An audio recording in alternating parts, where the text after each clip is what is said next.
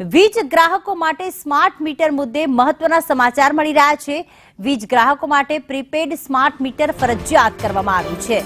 વિધાનસભામાં કિરીટ પટેલના પ્રશ્નમાં સરકારે જવાબ આપ્યો। હાલના અને સ્માર્ટ મીટરની કામગીરી સમાન છે તેવું ઉર્જા વિભાગે ખુલાસો કર્યો છે। તમામ વિગતો મોબાઈલ પર ગ્રાહકો મેળવી શકશે। વિધાનસભામાં સ્માર્ટ મીટરના ફાયદાની વિગતો સરકારે જાહેર કરી। રાજ્યમાં વીજ ગ્રાહકો માટે સ્માર્ટ મીટર મામલે જ્યારે પ્રશ્ન પૂછવામાં આવ્યો ત્યારે સરકારે જવાબ આપ્યો। ઉર્જા વિભાગે જવાબ આપ્યો કે હાલના અને સ્માર્ટ મીટરમાં કોઈ જ અંતર નથી। ત્યારે કુણાલ અમારી સાથે જોડાઈ ગયા છે। આખરે લોકોનું સ્માર્ટ મીટર અંગે શું કહેવું છે, શું છે તેમની પ્રતિક્રિયા, એની સાથે અમારી સાથે જોડાઈ ગયા છે કુણાલ, અમારા સહયોગીજી। કુણાલ, લોકોનું શું કહેવું છે આ અંગે?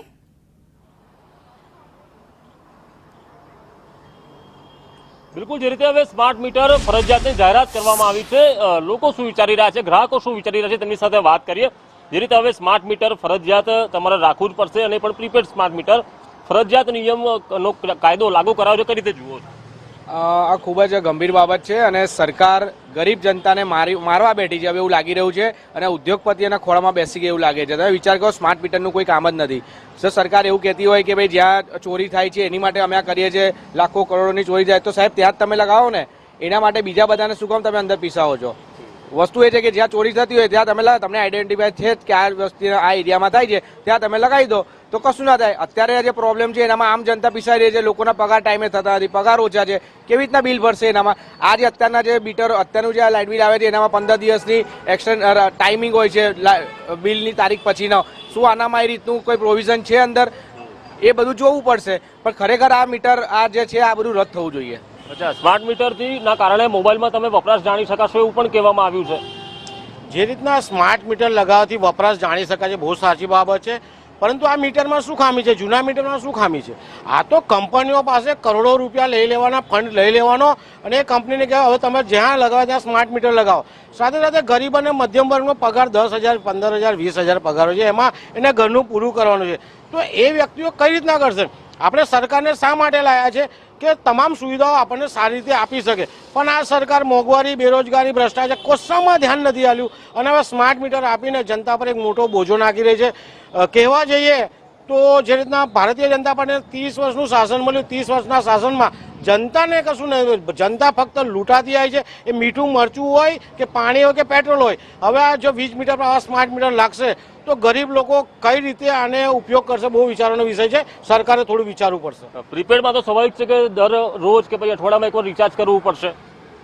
100% જેટલું આપણું વપરાશ હશે અને જે નિયમ બનાવ્યા હશે એ પ્રમાણે જો એ પતી જશે તો ફરીથી આપણે રિચાર્જ કરવું પડશે। અને ગુજરાતમાં MGVCL દ્વારા આ નિર્ણય લેવાઈ ચૂક્યો હતો, પરંતુ ક્યાંક ને ક્યાંક નગરપાલિકાના જે ઇલેક્શનો આવતા હતા, નાગરિકોના વિરોધને ડામવા માટે આ સ્ટોપ કરવામાં આવેલું, પરંતુ હવે એમણે સરકારે નક્કી જ કર્યું છે તો હવે અપનાવવું જ પડશે।